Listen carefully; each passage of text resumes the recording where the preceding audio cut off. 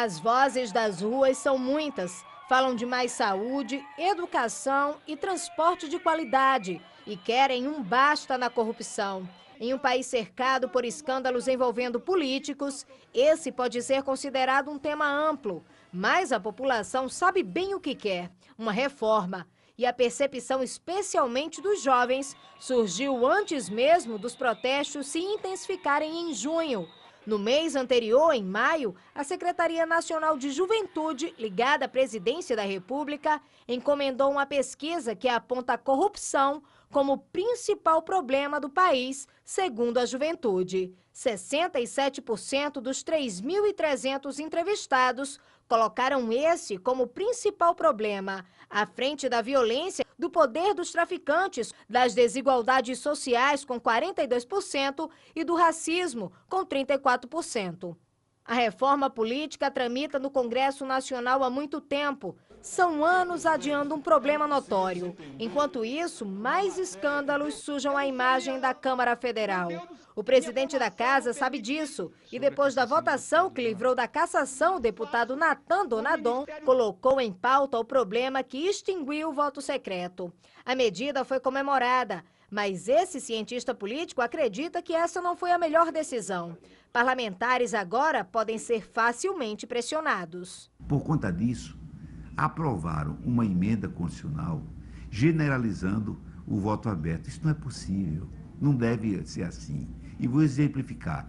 Quando a Câmara dos Deputados for examinar vetos presidenciais, esse voto deveria ser secreto para que o parlamentar esteja protegido de pressões.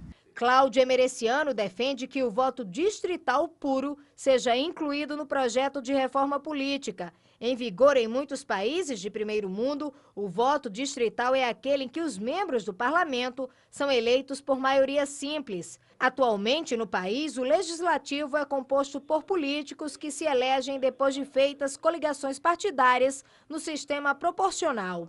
Assim, um candidato que tem mais votos pode beneficiar outro que não teve votação expressiva. Uma mudança cultural desse tamanho precisaria, segundo o especialista, de uma campanha de esclarecimento. É importante haver uma ampla campanha no Brasil, através da televisão,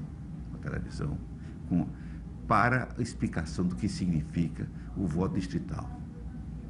O voto distrital não pode surgir no Brasil como um arranjo, como uma forma de acomodar os atuais partidos, até porque os atuais partidos, todos eles, sem exceção, uns mais, outros menos, cansaram, exauriram-se. Eu penso numa reforma político-eleitoral e partidária no Brasil, que, veja bem, comece agora e se estenda aos meus netos, aos meus bisnetos, às futuras gerações.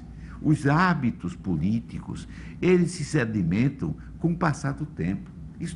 Isso não é como uma ampola de injeção que se injeta na veia de um ser humano. Não. Os resultados advêm gradualmente. Então, essa pressa, quer dizer, a OAB precisa sim defender o modelo bem preciso, sem se submeter a possíveis manipulações dos atuais detentores do poder e dos seus opositores. Mas como a reforma está nas mãos dos parlamentares, o voto distrital puro não deve sair. Henrique Eduardo defende um sistema misto. Nele, os eleitores teriam 2 votos. Um para o candidato no distrito, que é o voto majoritário, e o outro para o partido. Depois de computados esses votos na legenda na eleição proporcional, é formado o quociente eleitoral e divididas as cadeiras do Legislativo pelo total de votos válidos. E essa é apenas uma polêmica no meio dos principais pontos da reforma.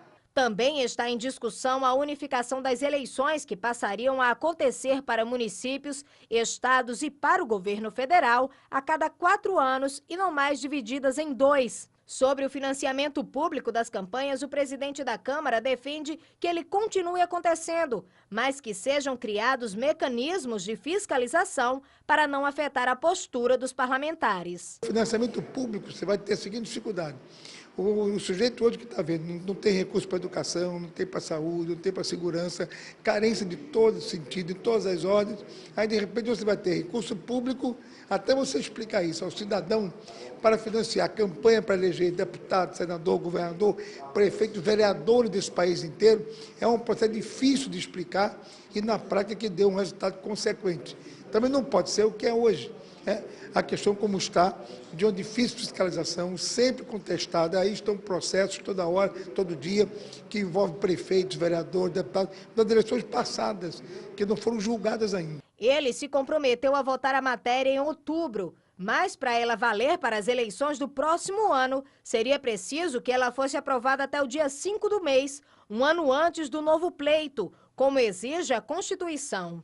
Como o TSE pediu prazo mínimo de 70 dias para a realização de um plebiscito para ouvir a população, o tempo seria insuficiente. O deputado já decretou, a reforma só deve valer para 2016. Dentro dos prazos era impossível fazer um plebiscito, uma proposta que fosse discutido por mais de 20 partidos, com 500 parlamentares, com 80 senadores, é inviável você tipificar temas que pudessem ser participar de um conjunto de propostas para encaminhar nesse prazo ao TSE. Então, esse prazo, não o nosso, inviabilizou para 2014.